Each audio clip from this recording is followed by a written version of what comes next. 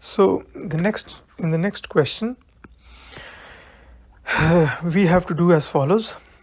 The question goes as following. Companies based in the US that operate in foreign nations must convert current currencies in order to pay obligations obtained in those currencies. Consider a company that has a contract that requires it to pay a million Venezuelan bolivars for an oil shipment in 6 months. Because of economic uncertainties, managers at the company are unsure of the future exchange rate. Local contacts indicate that the exchange rate in 6 months could be 2.515 bolivars with probability 0.6, or might rise dramatically to 5 bolivars per dollar with probability 0.4. So what is the expected value? What is the expected value today? So here the random variable is the exchange rate, and the exchange rate takes two values with 2.15 and 5 with probabilities 0.6 and 0.4. Now the variable of interest is the value of the million bolivar in US dollars. So that is 10 to the power of 6 divided by R. So expected value of W is expected value of 10 to the power of 6 by R, which is, now from this step we can write this as 10 to the power of 6 times expected value of 1 over R, which is equal to 10 to the power of 6 times 1 over 2.15 times the corresponding probability, which is 1/6, plus 1 over 5, which is by the corresponding probability, which is 0.4. Now on simplification we get this. Now the thing here is, the reason why we were able to do what we did, that is write this as this, is because the expected value of ax plus b is a times expected value of x plus b, and in this case my a was 10 to the power of 6, my b was 0, and my random variable x was 1 over r. So that's what we have. Next question. The next question is what they want. The moral of this story is, they are saying instead of finding expected value of 1 over r the way we did, which is essentially this, which is essentially 1 over 2.15 times 0.6 plus 1 over 5 times 0.4, can we write the expected value of 1 over r as 1 by expected value of r? Can we do that? Can we do that? The answer is no, we cannot. So it's like saying, can we write the expected value of x square as expected value of x whole square? No, we cannot. We cannot necessarily write expected value of x square as expected value of x whole square. In fact, in general, we cannot write expected value of gx is g of expected value of x. We cannot do that, where g is an arbitrary functions. There, it might be true in some cases, for example, if g is a linear function, but not in general. So that is what the second part of the story states. The next one. A manufacturer of inexpensive printers. So why don't you read the question? I'll give you a second to read the question, and then we shall start working. So here what does the question want from us?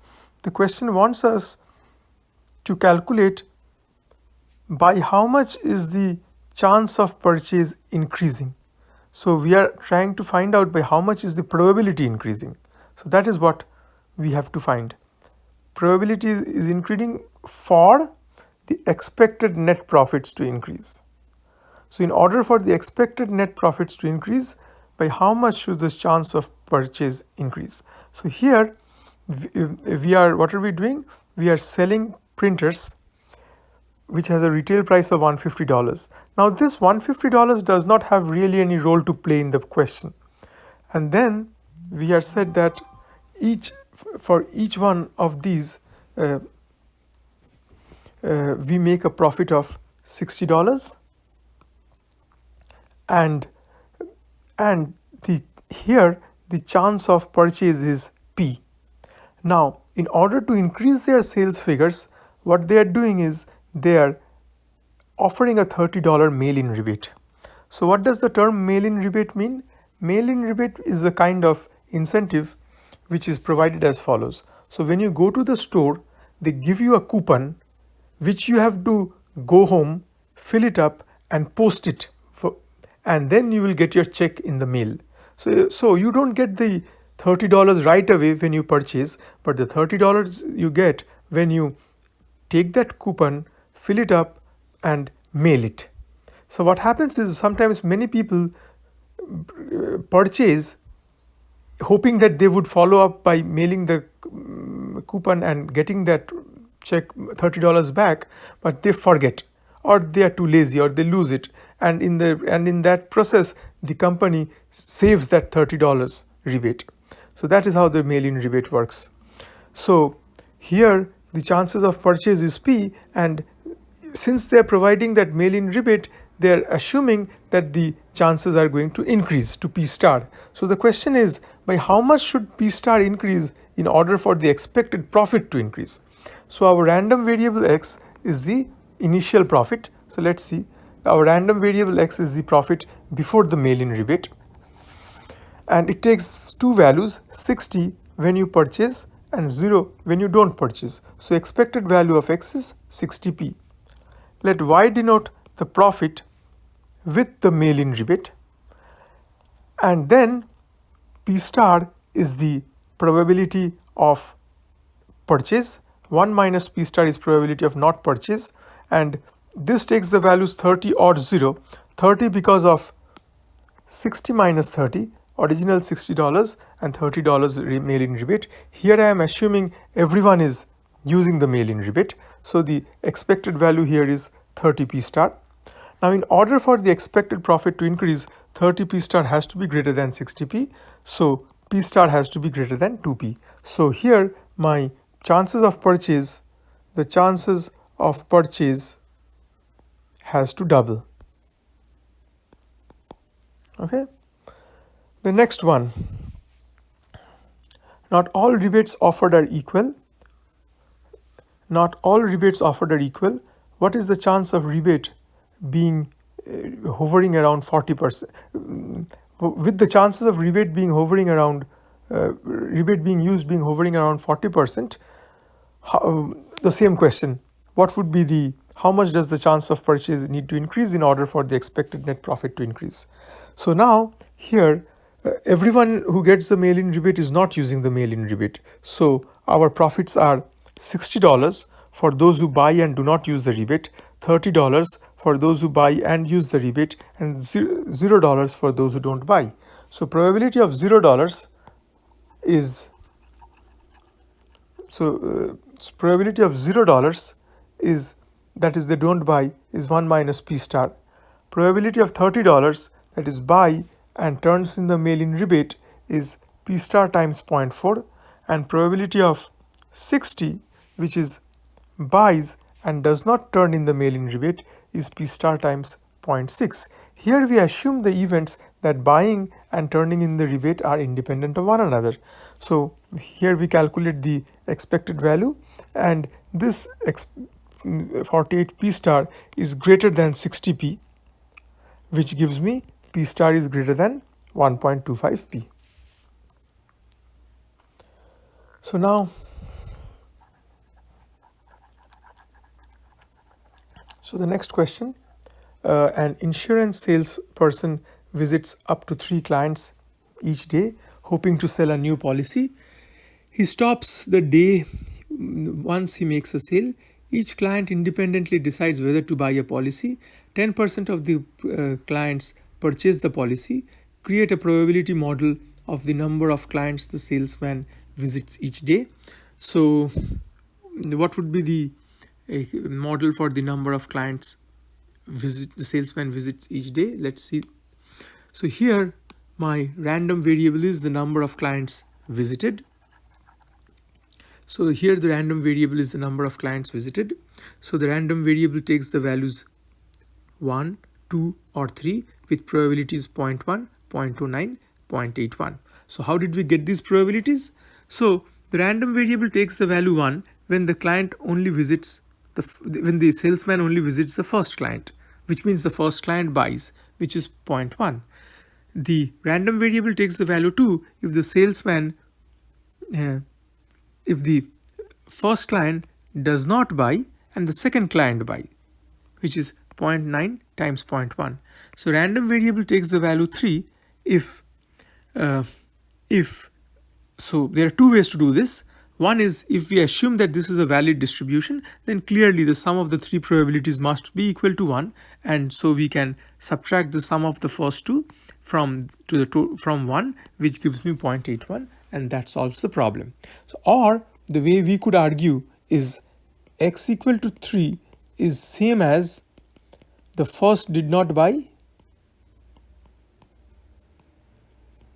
and the second did not buy.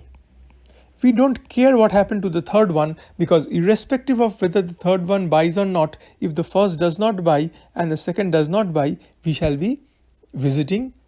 to visit the third client, and we shall be visiting 3 people in all. Now, because these two probabilities are independent of one another, we can multiply them, which gives me 0.9 times 0.9, which is 0.81, and that is my answer. The next question is, what is the expected value of x? And that is equal to 1 times 0.1, 2 times 0.09, 3 times 0.81, which is 2.71. The next question is, if the salesman spends 2.5 hours with each client, then how many hours should he expect to be busy each day? So if y is the number of hours he is busy each day, then the random variable y is equal to the number of people visited, which is x, times the hours, which is 2.5 times x. So the expected value of y is expected value of 2.5 times x, which is 2.5 times expected value of x, which is 2.5 times 2.71, which he had earlier, which is 6.775. And then if the salesman earns 3,000 each policy sold, how much can he expect to make each day? So essentially, we have to find the distribution of the expected value of the random variable w, which is w is the amount made. So since the salesperson can sell only one policy, so w takes the value either 3,000 or 0. It takes the value 0 if none of the 3 people buy, which is 0.9 to the power of 3. And it takes the value 3,000 if at least 1% buys, which is 1 minus 0.9 to the power of 3. So the expected value of w is 3,000 times 1 minus 0.9 to the power of 3, and on simplification that gives me 813. So that is how we calculate the probability expected value of w, which is the amount expected amount he can make per day. And that is question number 47. So now the next question is question number 49. What was question number 49? This is a very straightforward question. Here we have a distribution, and we are asked to first calculate the probability that the customer withdraws more than $20. Withdraws more than 20, so random variable is the amount withdrawn. So withdraws more than $20 means it could be either 50 or 100, which is 0.2. So the answer shall be 50 plus 100, which is 0.2 plus 0.1, which is 0.3. Next is the expected amount. So we have to calculate the expected amount from the distribution. So the expected value of x is 10 times 0.2, 20 times 0.5, 50 times 0.2, 100 times 0.1, which is 32. So, and then we have to find the standard deviation and variance.